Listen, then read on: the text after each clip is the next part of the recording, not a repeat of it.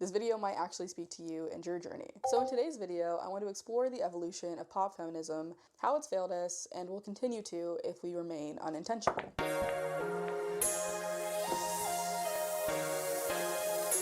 Come on in, everyone. Welcome back to Lonnie's Lens, where I share my thoughts on film, TV, pop culture, and literally whatever else is on my mind. If you love thoughtful deep dives, camp, and a bit of whimsy, you're in the right place. My latest video was on Love Island Season 7 and the mean girl propaganda surrounding contestants Shelly and Olandria, so go ahead and check that out if you're interested. There's also a lot of things that I'm going to be tackling in this video, so think of it as required reading. I also did a video on peak white feminism. It's my most viewed video, and I'm going to be rehashing a lot of the stuff that I talked about in that video. So please go check that out as well, and then come back here. If you'd like to keep up with me outside of YouTube, my socials will be linked in the description below. I've been neglecting saying follow me on Letterboxd, but go ahead and do it. Follow me on Letterboxd. Make sure to like the video, share, and subscribe, especially if you've been here before. You know the drill. I'm also opening up YouTube memberships for anyone who wants to support me further and get access to the exclusive content that my lovely patrons already get. So go ahead and sign up. I'd love to have you.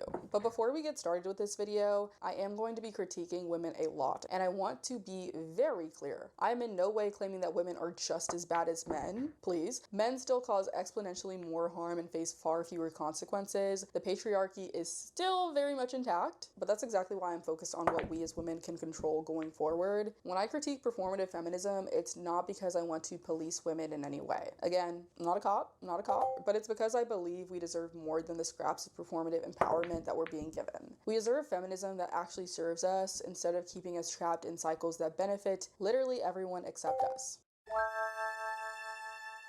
Throughout this video, I will be picking on the idea of the male-centered woman. I feel like I constantly see male-centered, decenter men everywhere, but I want to get to the bottom of why being male-centered is actually insidious. It's annoying, yes, but there's so much more to it that never gets unpacked. It's not lost on me that Sabrina Carpenter leans so heavily into the sexual aspect of desire, while rarely exploring the satisfaction that comes from her platonic friendships with women, or the fun and release that comes from a night out at the club. Instead, every emotion or experience she writes about stems from men. This mirrors a broader cultural shift that I've been noticing. Gone are the days of music about friendships, freedom, partying, and life, and instead we now have end-to-end albums about men, with the rare exception that was Brett Summer. Thank you, Charlie. But more specifically, mediocre men who keep us in cycles of toxicity and despair. One of my favorite essays from poet and feminist Audre Lorde is Uses of the Erotic is Power. If you take anything from this video, please just go read this essay. It's less than 10 pages of gold. In the essay, Lorde describes how the erotic comes from connecting our strongest desires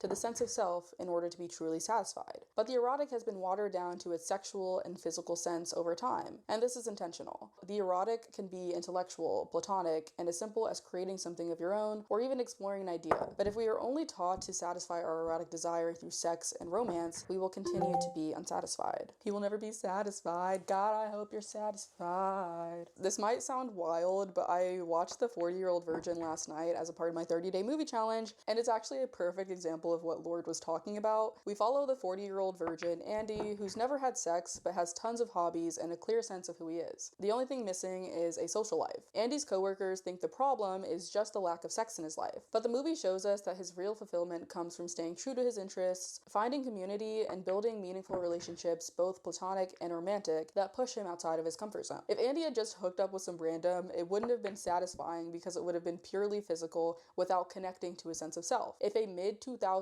raunchy comedy directed by Judd Apatow, of all people, can understand the fuller picture of desire and satisfaction, why are we accepting less from the pop stars supposedly empowering young women today? I honestly think we're selling them short, and it's doing all of us a disservice. The erotic can be found in all areas of life, but much like the state of pop music and feminist thought, the erotic has been narrowed into a tiny, male-centered box. Take a look inside.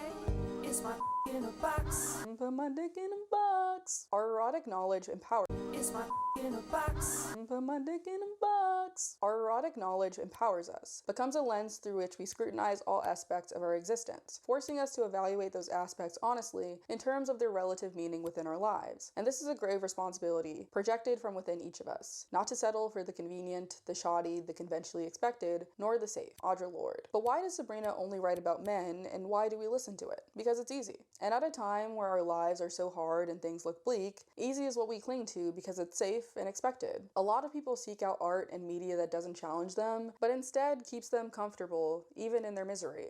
The way that we describe feminism online is very surface level, and we tie it to like anti-men and hot girl walks and self-care this, self-care that, like very superficial topics. And it's dangerous. It's dangerous because it's way more than that. There are actual things that are happening in the world that will impact you one way or another if people don't start to think about them. And the fact that TikTok and like pop culture tries to make feminism something that's comfortable is very harmful, because it's not. No, like, issues in the world, whether it's feminism, racism, or all these things, are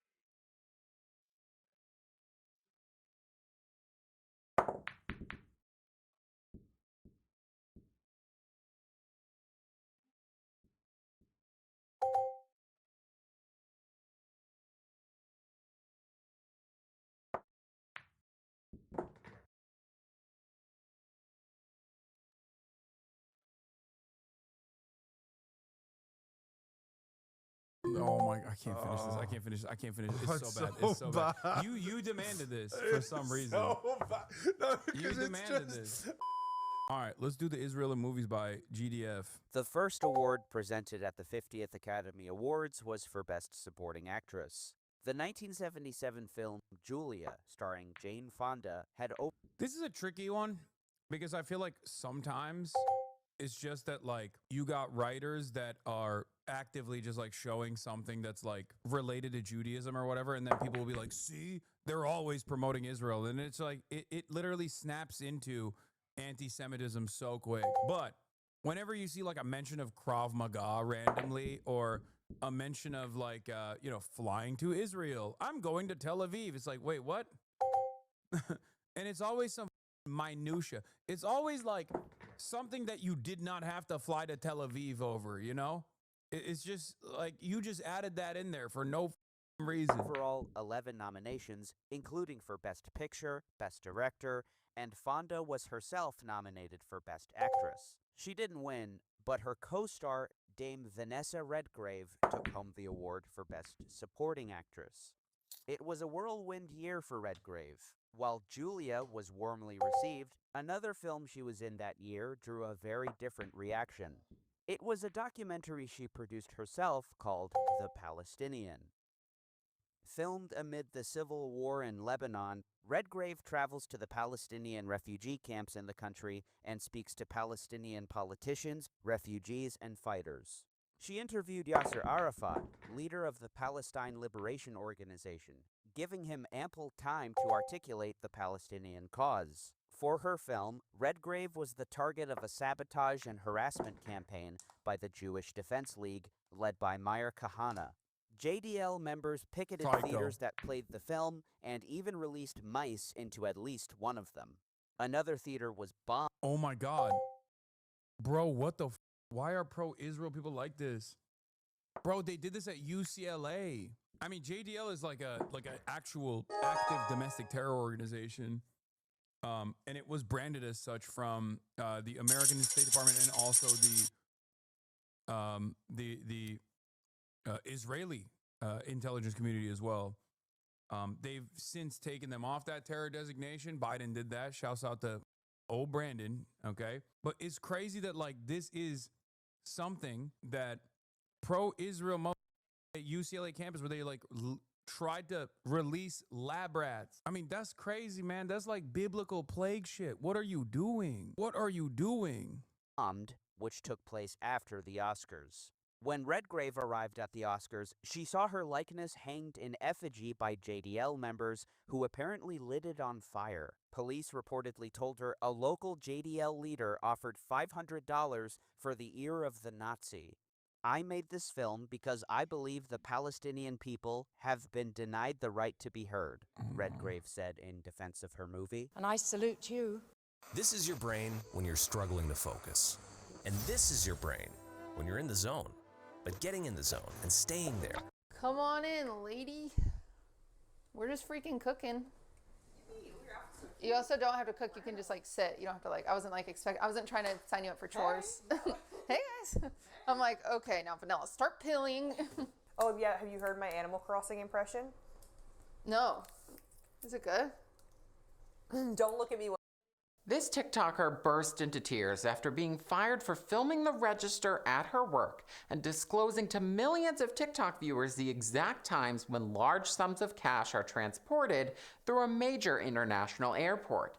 For some reason, she thought she wouldn't get into trouble for posting all of the inner workings of her place of employment online and sharing with her over 100,000 followers her daily whereabouts with down-to-the-minute timestamps in a secured retail space at LAX. Ever since work vlogs became popular on TikTok, countless people have been publicly fired for making content on the clock and violating their employer's social media policies. Though I have issues with companies being ruthless, firing employees for the smallest slip-up on social media, I'm starting to see why some companies have strict zero-tolerance policies for online misconduct. A growing number of people have no discretion and will post the dumbest videos imaginable, making them a liability.